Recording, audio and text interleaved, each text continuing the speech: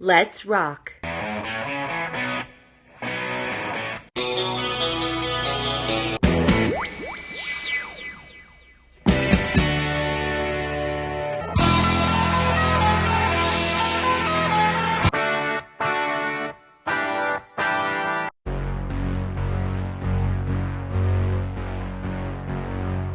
How you doing, gentlemen?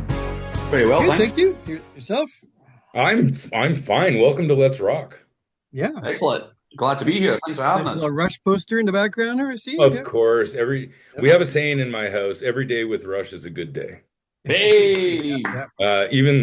Even though my daughters are not fans of rock and roll, they still say that every day with Rush is a good day, and There we go. it Yeah, is. yeah. that's It it. Top They're parenting keepers. right They're there. keepers. Yeah, yeah, yeah. they're the best, right? Yeah. This is really exciting thing that's going on. I got this email saying this RushFest Canada is happening in Toronto. What is it? August 1st, August 2nd, right? Yep. Correct. Yeah. Um, as a diehard Rush fan, this is pretty exciting. What started this whole festival? The idea, where did it come from? It's started. Well, I've been doing RushFest Scotland for about the first one was 2014. So we're talking a good 11 years. Yeah. 11 years. Yeah, we've done 11 events. We had the 11th this year. There should have been 12, but we obviously took 2020 off for the old COVID. Right. But we have had 11 events, and they've just grown from strength to strength. It's now a 3-day event in Scotland. There are enough Rush fans in Scotland, UK, but it's expanded. We get people coming from Brazil, Argentina, Europe, to our little event here in Scotland. And Paul has come across every year bar one. Yeah, I missed one. I don't know what my problem was that year, I but don't know I what missed happened that it. year. I'll have to look back. And that wasn't Yeah, COVID. yeah. That was another year. Yeah, yeah. I know. Yeah, yeah, yeah. So Paul and I have been good buddies since 2012. We met through our mutual love of Rush, and it was just together. We thought we can't stop thinking big, to quote Mr. Peart, and we thought let's just take it to the motherland and go big. Let's go Massey Hall. So we're taking the whole idea and just shifting it to Massey Hall. So that was what's kind of inspired it, to do one in Canada. It's interesting you mentioned Scotland. I didn't. They haven't been there forever, have they? Or have they ever been there? Oh, Oh yeah, yes, yeah, they yeah. played here about 12 times. Okay. We actually we do RushFest Scotland merch. We have permission from the lawyers, and Peggy, rest her soul, Peggy Ciccone, who used to co-manage the band. She was our point of contact for all things RushFest Scotland, and she gave us her blessing for what, because it was all for charity. So anything we wanted to do, we've got the original Rush logo with the Scottish flag behind it. We did all this sort of merch because all profit goes to charity, and we've donated to date over $250,000 Canadian dollars to cancer charities, and thanks to the generosity of Rush fans over the last 12 years or so. Yeah. That's And the amazing. boys, the It boys is. have always been good at signing stuff for us that we, of course, auction off. And uh, one of our highlights was I brought over a baseball that the boys signed after they got inducted in the Rock and Roll Hall of Fame. And they have RRHOF 2013, and all three of them signed the ball. I think we did pretty well with that one. Yeah, that brought in about £3,000. That Yeah, one. yeah, yeah, Yeah, yeah. yeah, Uh, yeah, Yeah. yeah. With big items like that, we usually do an online worldwide raffle. So we might sell like tickets for five or a tenner. But because it's such a sought after item, it goes ballistic. So instead of just like one rich person giving us a heap of money, we make a heap of money, and the winner actually won it for 20. He bought 4 tickets, so 20 quid. I know him, Richard Scott. Every year I'm actually after him to say, give us it back, donate it back to us. He says, no, my dog's still playing with it. He's saying, Oh, yeah, yeah, so Jesus. yeah. Yeah, yeah. And he was actually in the room on the night when he won it. So that was fantastic. But no, going back to the merch, we made a RushFest Scotland hoodie, and on the back of it, we listed all the dates they played in Scotland. So I Oh, reckon it's about 12 or 15 times they played in Scotland. okay. Um, Yeah, I didn't know that. I didn't think they had been there yeah, forever. Yeah, no, they're huge in the whole of UK. They used to come on every tour. Well, most tours, not every tour. and they would be playing like the 7, 8, 10,000 seater arenas over here. So Oh, that's why there's lots of Rush fans in the UK, and then on to Europe, etc. as well. right. So And tell of us, course they recorded a couple of greatest albums in the UK. that's true. That's true. Yeah. Yeah. Yeah. So they've got a big connection here. So tell us about this festival. What's going on? And then I want to get into this, how you became such big Rush fans. I mean, for me, it was a strange moment that I had that made me a Rush fan, but we'll get into that after you tell me a bit about what's going on at the festival, who's going to be there, what can fans expect, things like that.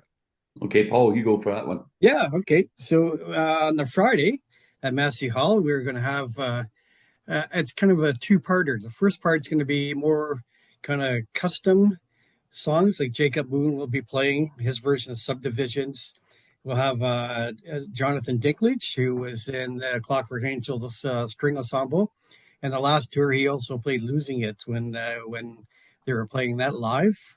When Ben Mink wasn't around, but I think he did most of them. We've got another violinist, Nina De Garigio, and she was recommended by Alex. He saw her playing on our videos, and she plays electric violin, but she's perfected the sound, so it sounds almost like she's playing the guitar instead. And so she's pretty impressive. She'll be doing some songs. We have Addie Berg, whose father was liberated when he was 12 years old from the concentration camps in Germany, and took a violin from the German buildings and brought it with him. And so he redid Red Sector A, and it's just a haunting version. Jacob's going to sing. And of course, we know Jacob's voice is amazing. And Nina's going to play the actual violin. So that's going to be pretty cool. Uh, we have guest stars coming in. Chris Heron, who was a band called The Tiles, and Terry Brown has produced all his albums, and Hugh Simons played on it, and Alex has played on it, and Kim Mitchell's played on his albums. So he's coming out to sit in with the band. And then we're going to hopefully have quite a few of the family members. We're going to have Sally Svianovich. Of course, we know that's Alex's sister. And we have Nancy and Judy Peart, Neil's sisters, coming out. I have Terry Brown coming out, Hugh Syme, and Kevin J. Anderson, who wrote the Clockwork Angels books with Neil. He's been a good friend of Neil's for over 30 years. And he's also a little bit famous for Dune. I think we've heard of that. Dune, right? In the Dune books. Yeah. So, yeah, that's kind of cool. We'll have Bob King, who's the original Starman, and Mike Dixon, who is the guy carrying one of the pictures on Moving Pictures. He's the guy with the big fancy mustache. So they're going to be coming out and mingling around with the crowd and taking pictures and telling funny stories. And yeah, that's quite a bit. I think we have a few more, but I just I can't think of them offhand. But I think yeah, we're one of the yeah. ones I read about was there's a cover band called Permanent Waves. Are they playing Yes, as well? they're going to be on the Saturday. So Okay. Saturday it's going to be so Friday we have the special guests and kind of interviews, and then this whole second half is going to be Steve's band Moving Pictures, playing all the Rush songs and having special artists come in and sit with them. To come in for guitar, come in for bass, whatever, and that will finish the Friday. The Saturday it's going to be more a traditional like we used to have. We used to have a convention called RushCon, and we'll have like some interviews and we'll have tribute bands. So we got 2112 from Burlington going to be the tribute band in the afternoon, and that night it's going to be Permanent Waves. And we also have an all-star band. So we have a whole bunch of musicians like Michael Dixon coming up, and we'll just all get up and play different songs together. And that's worked really well before in RushFest Scotland. It's always a very popular event, and a lot of musicians end up showing up just so that they have an opportunity that we can play Rush songs together. Absolutely. And Permanent Yeah. Waves, they're fantastic, by the way, Permanent Waves. I saw them in Ottawa not too long ago. Oh, okay. Oh, yeah, Yeah. Andy has been a great supporter of RushFest Scotland. I've known Andy for a few years. Well, you too, Paul, haven't you? Yeah. And Yeah. Andy Narsing, the Permanent Waves Geddy. He's come. Him and his wife Greet come to Scotland almost every year. Yeah. When we played in Brazil, we played RushFest Brazil last year, I think so. and Yeah. our Geddy couldn't make it, So Andy, I just gave Andy a quick call, and within 10 minutes, he was like, "Yeah, I'm doing it, man." So Andy helped us out to play RushFest Brazil last year. So it's just Rush family, man. We're all just coming together to play the music that we love. Yeah, and Dave Langeth on drums. I mean, he's a monster. So you never get tired of watching him play. Oh, he's incredible. I actually interviewed him for the site as well. Oh, okay, cool. I'm Yeah. also, Oh, I'm yeah, also yeah, a huge Kim Mitchell fan, so yeah, Yeah, um, okay, well, yeah, he plays for Kim too. Yeah, so yeah. yeah, yeah. That was my last trip to Canada. Was this time last year when Kim Mitchell played the, was it called the Key at Ballot? Key at the Bala. Yeah, yeah. oh, the Keith Pala, yeah. Yeah, yeah. So I came across because I love Kim Mitchell's Max Webster, yeah, but I love Kim Mitchell's solo stuff. So that was a bucket list thing for me to come across to see a Kim Mitchell gig, and of course Dave was drumming with him. Dave's his drummer. So Yeah, yeah. yeah, that was a great night, and we stayed with Terry Brown that night. So yeah, I got pretty messed up that night. I had to drive, so I was behaved. Yeah. Yeah, it was his turn to drive. Sorry about that, man. If I was hanging out with Terry Brown, I think I'd get pretty liquored up too. Oh, Yeah. it was great fun. Yeah, no, Terry's been good. He's come across here a couple of times. He's been our VIP in Scotland a couple of times as well. So, Yeah. yeah, Yeah. and Hugh Syme, he was across one year. So he's going to come up, and he's designed all the artwork, the posters, the T-shirts, the program. So Hugh's been a good guy for all this as well. Yeah. Fantastic. So where did this love of Rush begin? I'll tell you my story because I led into it. So when I was about 10 years old, I was at the Ottawa exhibition. Okay. And it's just it's like a fair. And I heard some music coming from the bandstand, which was the where the Ottawa Rough Riders played football. Oh, Never okay. heard Yeah, any of yeah, this yeah. stuff before, but I just sat there for about 45 minutes, just listening outside. Had no idea who it was. Fell in love with it, and then I heard Tom Sawyer at near the Yeah. okay, now I know who it is. And that started my love of Rush was sitting outside, couldn't see anything, I didn't know what was going on inside, but just hearing it from the midway basically made me a lifelong Rush fan. Yeah. Where did yours start? You want me to go first, Steve? Or Okay, yeah, you go for it. yeah, okay. Well, I was playing in a band in the early and mid '70s, and we used to play like Stampeders and stuff like that. My mom wanted us to do the nicely rock stuff, right? And then my guitar player came in. And he took my Stampeder album off, threw it over, and put Fly By Night album on. And the first song was Anthem, and I went, "Yep, my life's just changed." And it pretty well was. From then on, I've been a fan since 1975. Yeah. Wow. And ultimately accumulating at the end with seeing the last three concerts, including LA, and that was my LA was my 114th Rush concert. So a bit of a fan. Yeah, yeah, Sounds yeah, that would be the definition of a super fan. yeah, yeah. There's people to put me to shame. One guy I talked to one night, he spent over 300. I go, oh my God, 300. Who's that? There's a guy when it was at RushCon down in LA. So we had another RushCon down in LA when we realized that was going to be the end. And we had a bunch of people there. And I had one guy there, because that's when they were filming all the people, to kind of get the crowd's perspective of what Rush and what they liked. And so he was being interviewed, and somebody said, "Man, that guy over there, he's been to over 300." Right. So I thought, wow, that puts me to shame. 114, I thought I was doing good. But yeah, this guy apparently 325 or something like that. I think they said by the time he was done, it's like, wow. Holy two. Yeah. Yeah. I think I managed with 15 over 15. the year. What am I doing talking to you? Yeah, yeah. That's the thing. I know. Yeah. Well, they didn't get here that much. Yeah. Well, it was 1982, I think, when I discovered them through a school friend's big brother. It's always it's a big brother, I borrowed Back in Black, Led Zepp 4, Black Sabbath's Greatest Hits, 2112, and A Farewell to Kings. And that was me. Baptism of Fire. I was into heavy music, man. That was me. Yeah. And A Farewell to Kings is still my favorite album today. I just can't get enough of that album. And then they came to Scotland.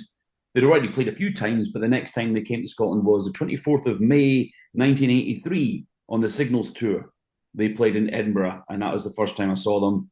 And I caught them every UK tour after that. And in 2010, I started going overseas to see them. So I caught them in Boston on the Time Machine tour, saw them in Canada on Clockwork Angels tour, both gigs there. And then for the last tour, I saw them in Houston and New Orleans.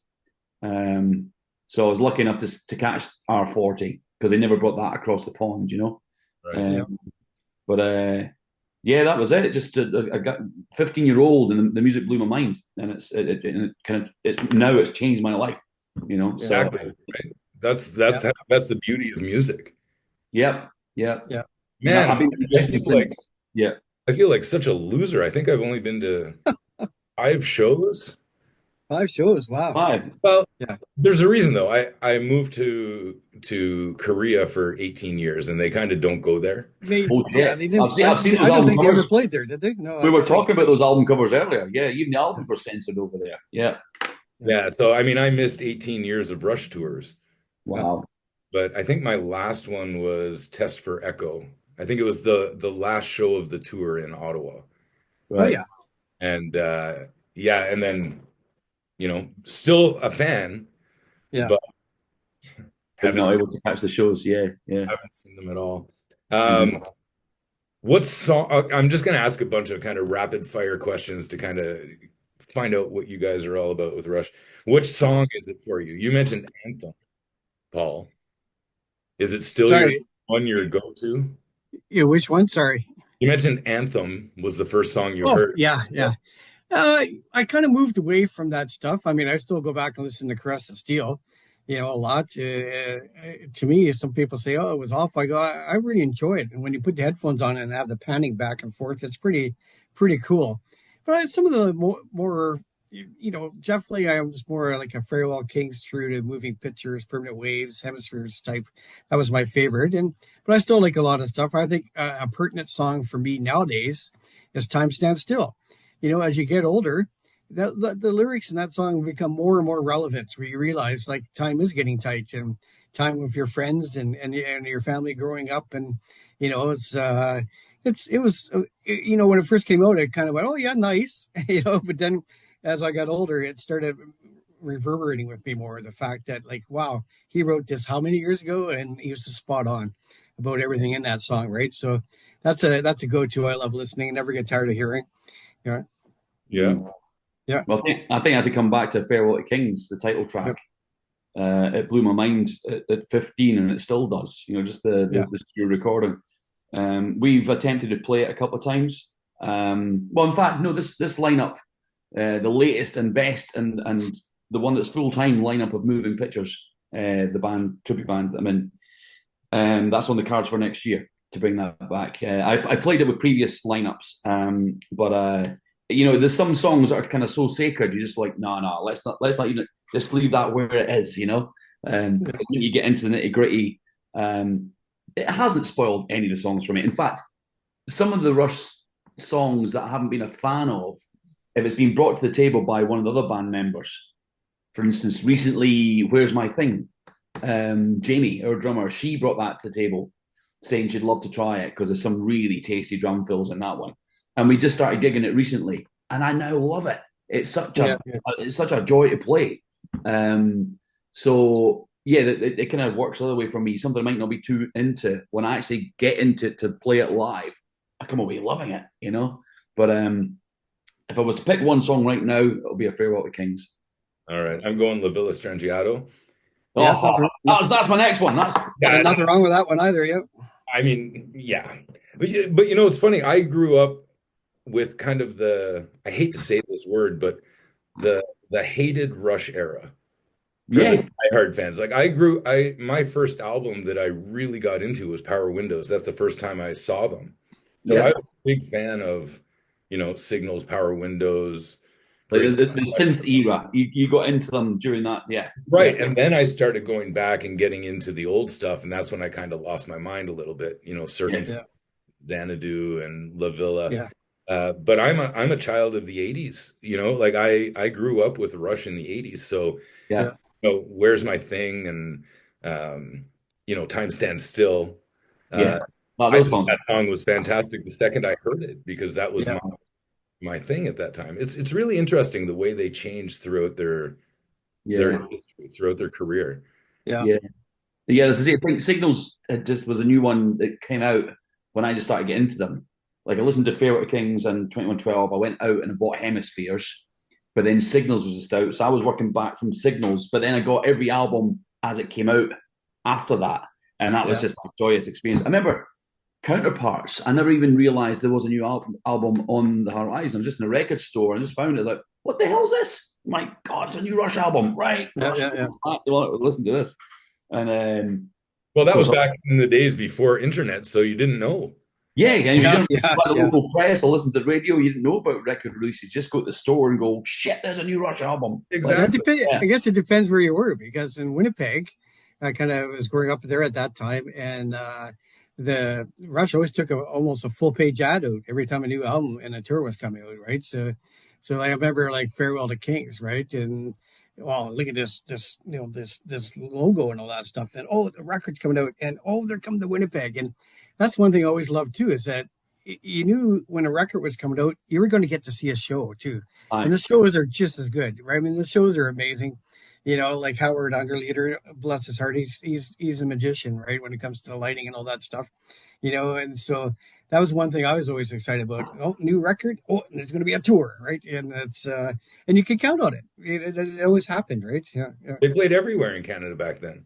yeah, yeah, yeah, Later on, they stopped hitting a lot of places, but yeah, yeah. back in the 80s and 70s, they were hitting every Oh, Canadian, yeah, yeah.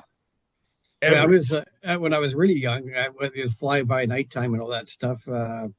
I lived in North Bay. It was fantastic because they weren't that big then, so they kind of tour bus, right? And they'd always stop in North Bay. And my first concert, I think, was Caress of Steel. And I remember, it was back then you didn't have the seating on the floor. So you just rushed in there and you got right in the front. And just remember a Bytor and Alex right in front of me with the blue light and he's playing all that stuff. I'm sitting there going, Jesus, these guys are amazing, right? I mean, it just solidified the fact that they are just, they're going to be my favorite band forever, basically, right? So, yeah. Well, greatest power trio of all time in Yeah, my. yeah, oh, without a doubt, yeah. I mean, there's a lot of great trios with the Police and yeah. Genesis, but Rush I beginning. was surprised to hear Genesis described as a trio the other day. I know, I mean, we've got an album called And Then There Were Three, but there was always, and perhaps they probably did play all the instruments themselves on that album, but, whenever you see them live, they've always at least five, and, with Yeah. two drummers. So, Yeah. I'd be hard pushed to call Genesis a trio. But I understand they were, they became just Right. Phil, Tony, and Mike, Right. but A trio should they be never pulled it off live as a three piece. right. A trio Yeah. should be three dudes playing on the stage, right, with no one else. Yeah, I mean, definitely. Yeah. even Yeah. even Green Day is not a trio anymore, really. They've got Yeah, yeah, a lot of them have got like second guitarists in the background or keyboard right, players. Yeah, right.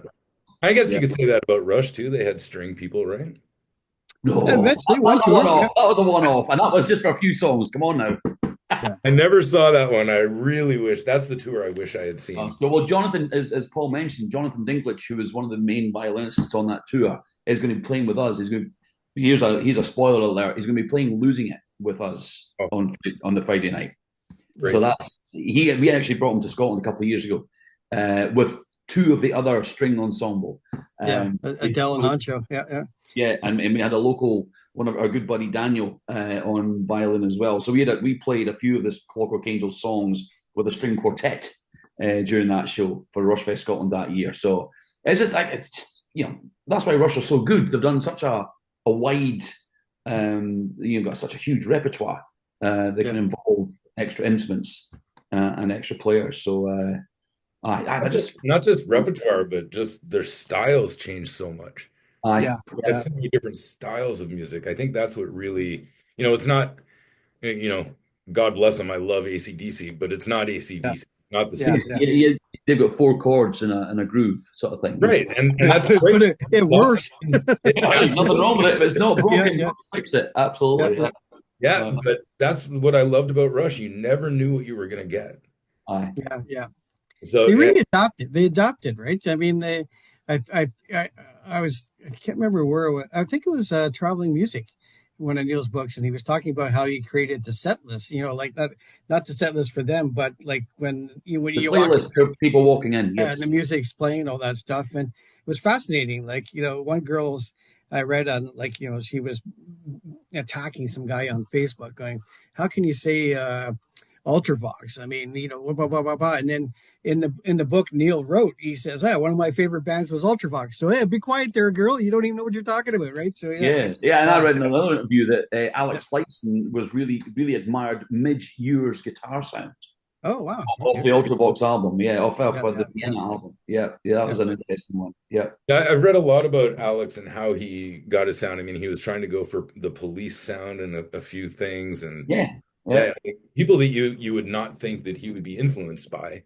Yeah. they totally, especially in that early '80s period, you can hear a lot of Police and Ultravox. If you listen to, I think it's the middle eight of Vital Signs, and you go and listen to, is it All Stood Still All by stood Ultravox? still. I think yeah. By Well, Ultravox. obviously we know Vital Signs inside out. So if you just go and listen to All Stood Still by Ultravox, and you'll hear the influence. So I'm not sure what came first there.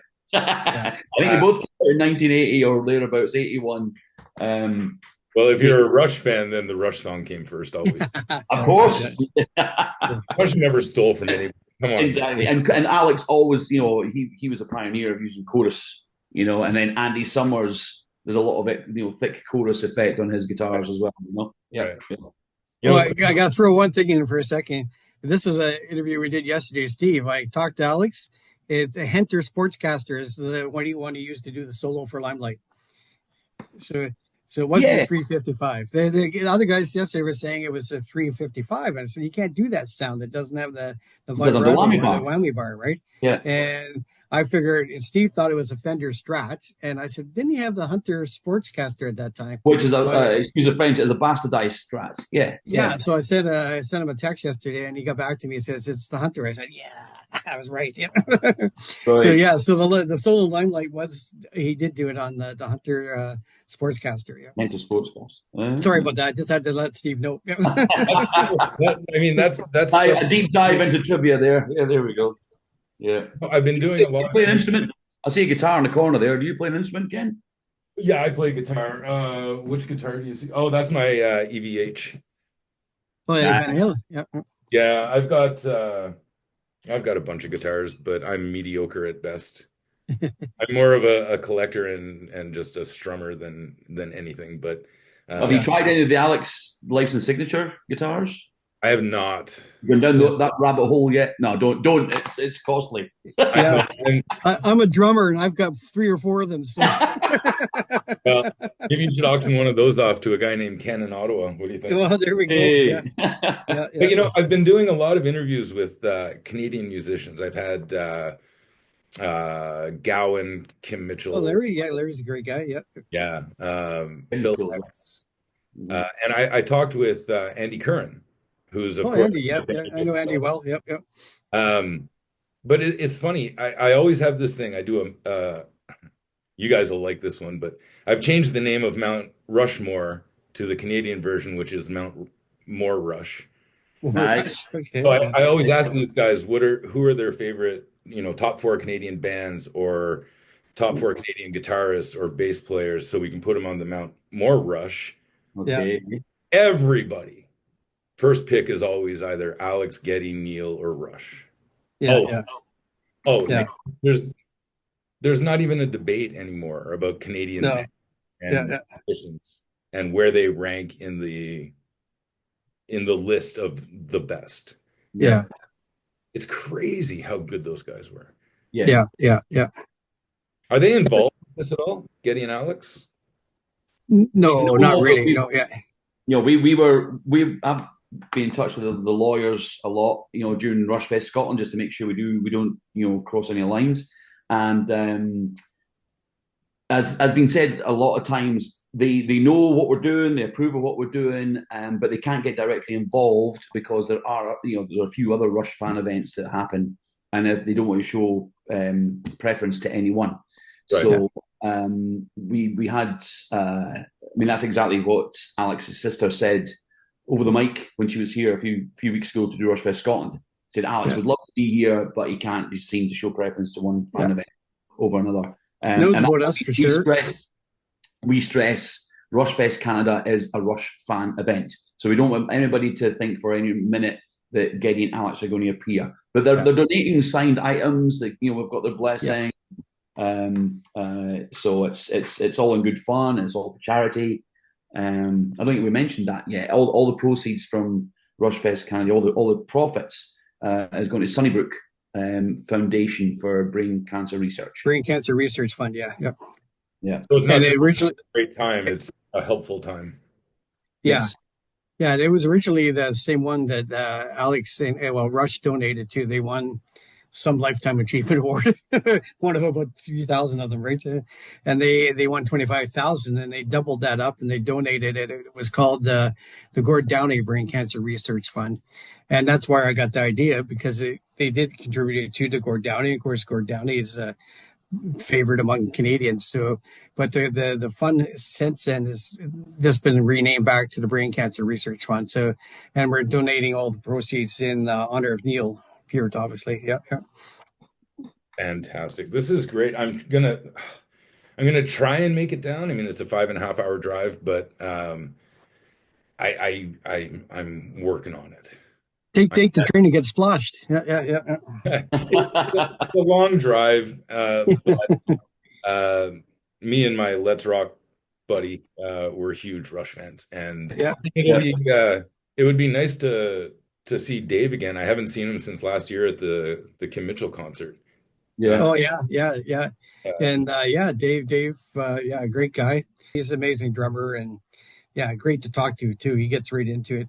Whenever I've gone backstage from Kim's shows or stuff like that, he and I just get together and I can see the look on Kim's face, looking, oh God, two drummers together. That's going to be bad news, right? And he and I will talk and he'll ask me, yeah, when I play this Rush song, I think there's a little pause in here, right? I go, yeah, you can't just straight. And Kim will walk by and go, just shake his head. Yeah, you guys, come on.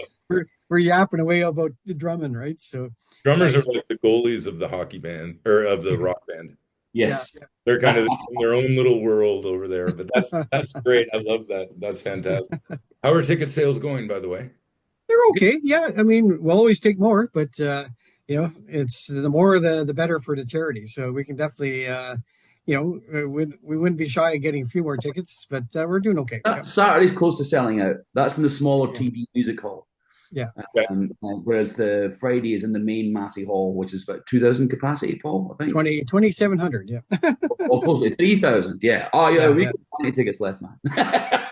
Well, there's going to be there's a healthy amount coming already from all over the world. It's going to be great fun. We did a show in the UK a couple of weeks ago in Newcastle City Hall, it's where Rush played back in between 76 and 80. They played 7 times, 2,000 capacity. We pulled about 500, 600, but they just they shut the balcony, put everybody in front of us, and we had an incredible night.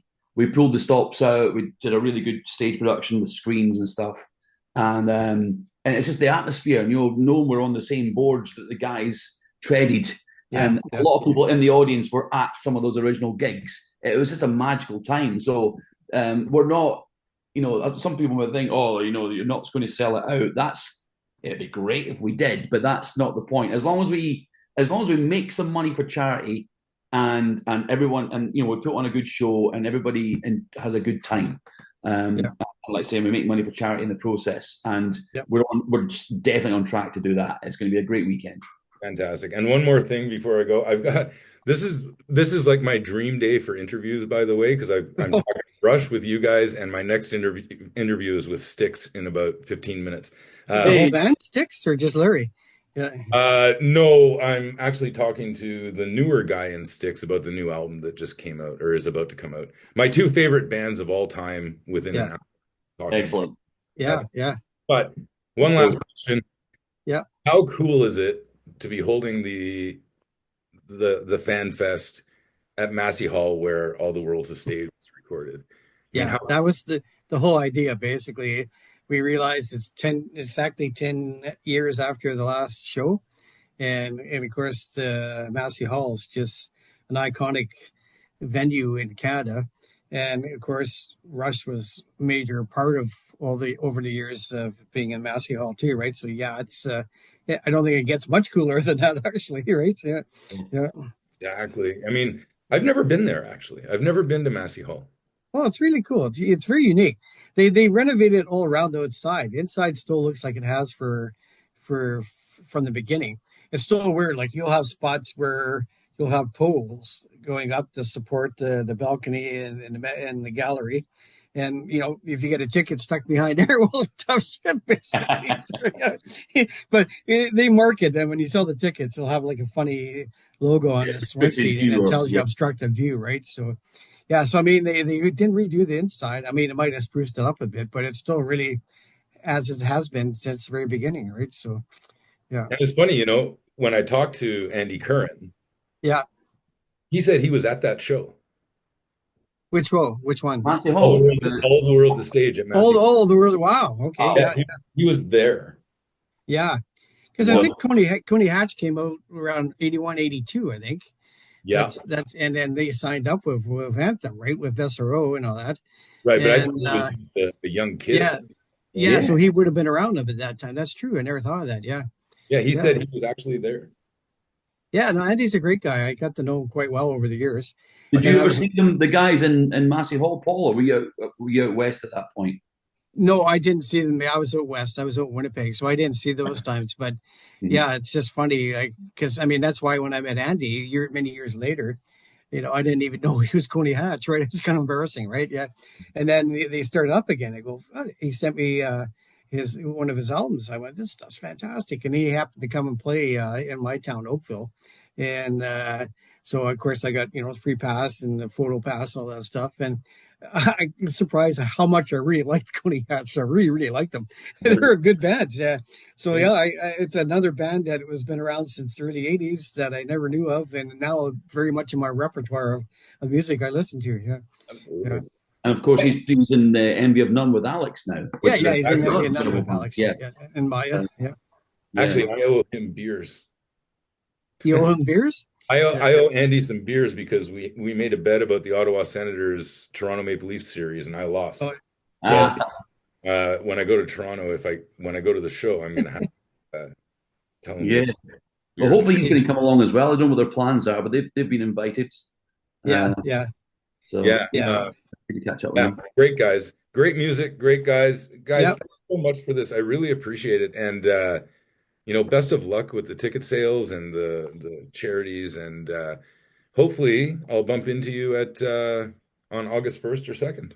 Yeah, that'd be great. And thanks for your time. And anything you can do to get our RushFest Canada page out there, and some more ticket sales would be great. We appreciate it. Yeah. I'm on it. Promise. Excellent. And, thank you. And Saturday, if you make both, Friday would be obviously awesome, but Saturday, then I think Steve and I can have a couple of beers with you on the Saturday because we're not. Oh shit, I might be playing, right? Yeah, okay. So yeah, I'll still be stage managing right enough, but yeah, I might have a beer in the afternoon. There's always time for a beer. I think you got to do that, right? Yeah. If I'm going all the way to Toronto for this thing, we're having a beer. Absolutely. Yeah. Okay. Hey, there's the new non-alcoholic Rush beer out now, isn't there? Henderson's got one out called "It's My Turn to Drive." Yeah, it's the 0% Rush Lager or Rush Ale. Henderson's just released that, so that's awesome. That's awesome. All right, gentlemen, I'll see you on August 1st and 2nd, and thanks so much, and best of luck with this. Thank you, Ken. Thanks. Appreciate it.